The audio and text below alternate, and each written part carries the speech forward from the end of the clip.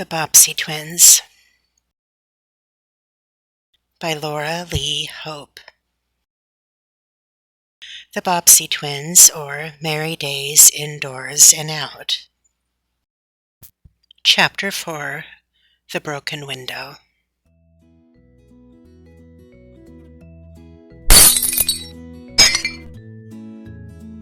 Neither Danny nor Bert had expected such an ending to the snowball fight, and for the moment neither knew what to do. Then, as the owner of the shoe store came running out, both set off on a run. "Stop! Stop!" roared the shoe dealer, coming after them. "Stop, I say!" But the more he cried stop, the harder they ran. Both soon reached the corner, and while Danny went up the side street, Bert went down, so the boys soon became widely separated. Reaching the corner, the owner of the store did not know which boy to go after, but made up his mind to follow Bert, who could not run as fast as Danny. So after Bert he came, with such long steps that he was soon close to the lad. Bert was greatly scared, for he was afraid that if he was caught, he might be arrested. Seeing an alleyway close at hand, he ran into this.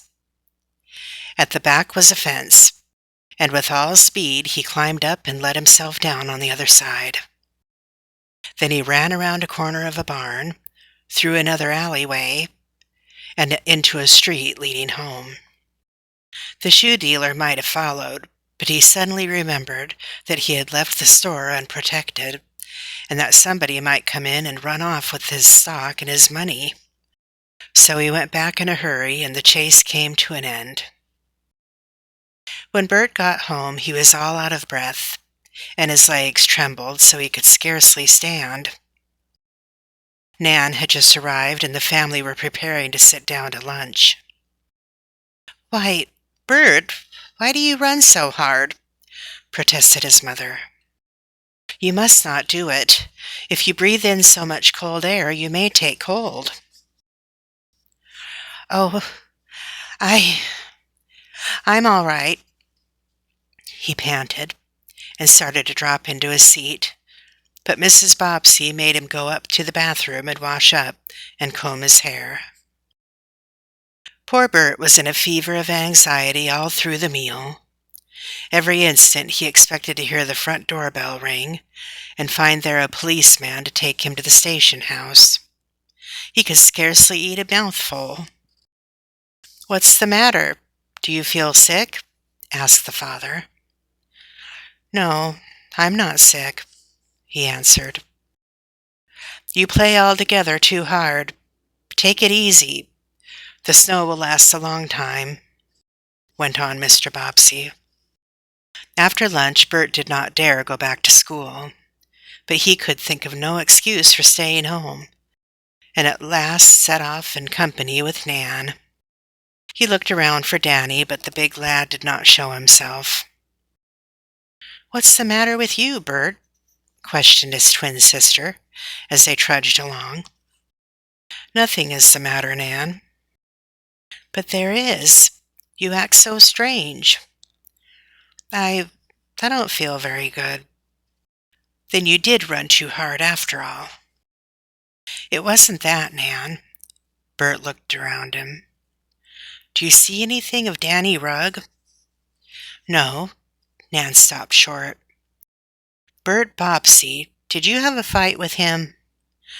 "No. That is, not a real fight. I chased him with some snowballs, and he threw a big chunk of ice at me." "Did he hit you?" "No, he... Oh, Nan, perhaps I'd better tell you, but you must promise not to tell anybody else." "Tell me what?" "Will you promise not to tell?" "Yes," said Nan promptly, for she and her twin brother always trusted each other. "When Danny threw the ice at me, it flew past and broke Mr. Ringley's window." "What, of the shoe store?" "Yes. Mr. Ringley came running out after both of us. I ran one way and Danny ran another, I ran into the alleyway past Jackson's barn and got over the fence, and he didn't come any further. Does Mr. Ringley think you broke the window? I guess he does. Anyway, he followed me and not Danny. But you had nothing to do with it. Oh, Bert, what made you run away at all? Why didn't you stop and tell the truth? I got scared, that's why. I was afraid he'd get a policeman. Danny ought to own up that he did it. He won't do it. He'll put it off on me if he can, because I chased him in the first place. Did Mr. Ringley know it was you? I don't know. Now, Nan, remember you promised not to tell. All right, Bert, I won't say a word, but what do you think Mr. Ringley will do? I don't know. When they reached the school, Danny Rugg was nowhere to be seen. The boys continued to have fun snowballing, but Bert had no heart for play and went to his classroom immediately. But he could not put his mind on his lessons and missed both in geography and arithmetic. Bert, you are not paying attention, said the teacher severely. You just said the capital of Pennsylvania was Albany. You must know better than that. Philadelphia, corrected Bert. After this, pay more attention. Danny Rugg did not come to school, nor did he show himself until an hour after school was out. Bert had gone home and brought forth his sled, and he and Nan were giving Freddie and Flossie a ride around the block when Danny hailed Bert. Come here. I want to talk to you, he said from across the street. What do you want? Asked Bert roughly. I've got something to tell you. It won't take but a minute. Bert hesitated, and then leaving Nan to go on alone with the sled, he crossed to where Danny was standing, partly sheltered by a tree box. You can't blame that broken window off on me, Danny Rugg, he began. Hush, whispered Danny in alarm. I ain't going to blame it off on you, Bert. I only want you to promise to keep quiet about it. Why should I? It was your fault. Was it? I don't think so. You began the fight. Besides, if you dare to say a word, I'll give you a big thrashing, blustered Danny. He clenched his fists as he spoke, and looked so fierce that Bert retreated a step. I haven't said anything, Danny. Then you'd better not. Old Ringley doesn't know who broke his window. So you keep quiet, do you hear? Are you sure he doesn't know? Yes, because he has been asking everybody about it. There was a pause, and the two boys looked at each other. You ought to pay for that window, said Bert. Ha! I'm not going to do it. You can pay for it if you want to, but don't you dare say anything about me. If you do, you'll catch it, I can tell you. And then Danny walked off. What did he have to say? Questioned Nan, when Bert came back to her. He wants me to keep still. He says Mr. Ringley doesn't know who did it. Did you promise to keep still, Bert? No, but if I say anything, Danny says he'll give it to me. A crowd of boys and girls now came up, and the talk was changed.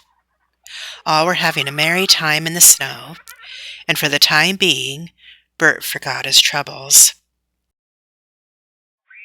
He and Nan gave Freddie and Flossie a long ride, which pleased the younger twins very much. I wish you was really and truly horses, said Flossie. You go so beautifully. And if I had a whip, I could make you go faster, put in Freddie. For shame, Freddie, exclaimed Nan. "Would you hit the horse that gave you such a nice ride?" "Let me give you a ride," answered the little fellow, to change the subject. He insisted upon it, and soon Nan was on the sled behind Flossie, and Bert and Freddie were hauling them along, where pulling was easy. This was great sport for Freddie, and he puffed and snorted like a real horse, and kicked up his heels, very much to Flossie's delight. "Get up!" shrieked the little maiden. "Get up!" and moved back and forth on the sled to make it go faster. Away went Freddie and Bert, as fast as the legs of the little fellow could travel. They went down a long hill and through a nice side street, and it was a good half-hour before they reached home. Just in time for a good hot supper.